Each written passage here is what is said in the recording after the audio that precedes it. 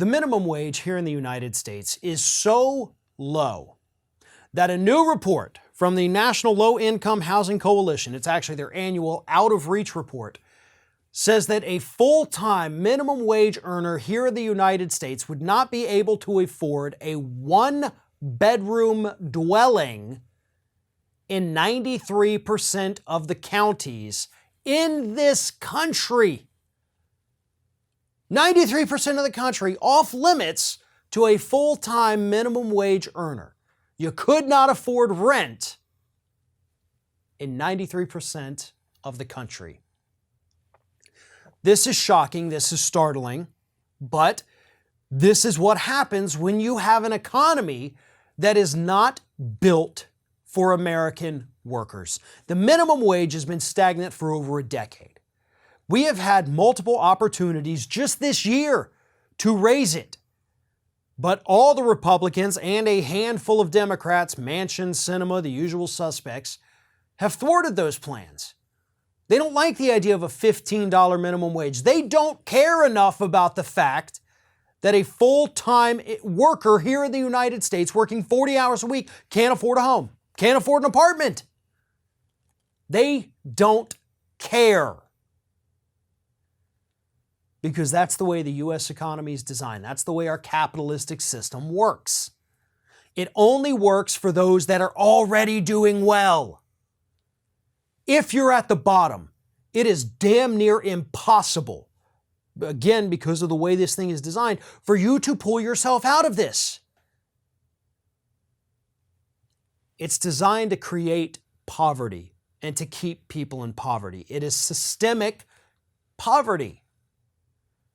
And that has to change, because if it doesn't, we're never going to have a real economy here in the United States, and we're certainly never going to have a strong economy here in the United States. It's always looked good on paper for the most part, except when we do have recessions or depressions.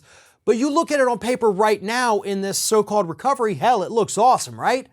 Stock market's kicking butt. You know, we're creating hundreds of thousands of new jobs every month. Unemployment rate has been falling steadily all year long. It looks awesome on paper until you actually start to read those papers. And as I've repeatedly said here at Ring of Fire, I've read those jobs reports, okay? I've downloaded the PDFs and actually read through them.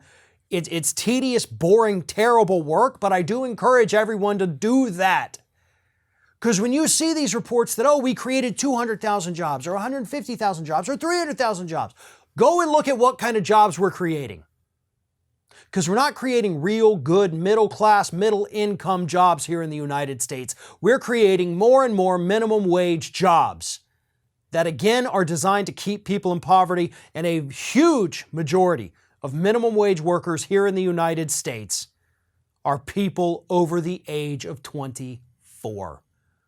We're not talking about a 16-year-old person working at a McDonald's. We're talking about somebody in their mid to late 20s, and this is all they're able to get.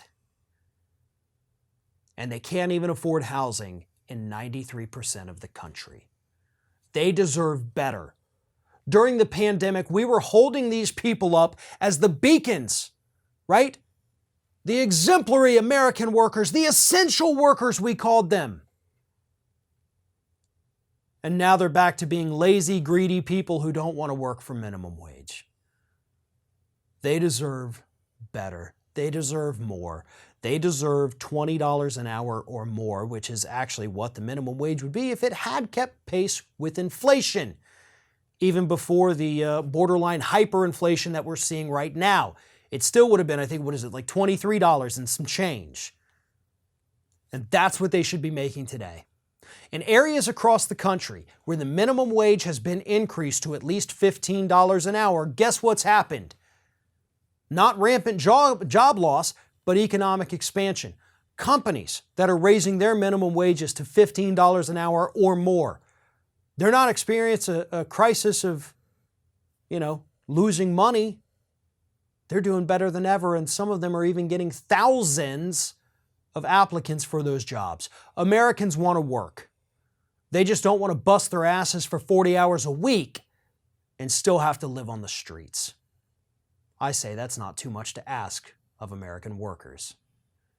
They deserve more.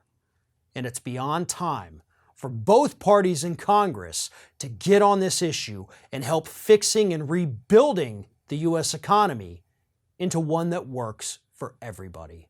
Ring of Fire has fresh content 7 days a week, so if you want to be reminded about it, don't forget to subscribe to the channel, hit the little bell to be notified every time a new video goes up.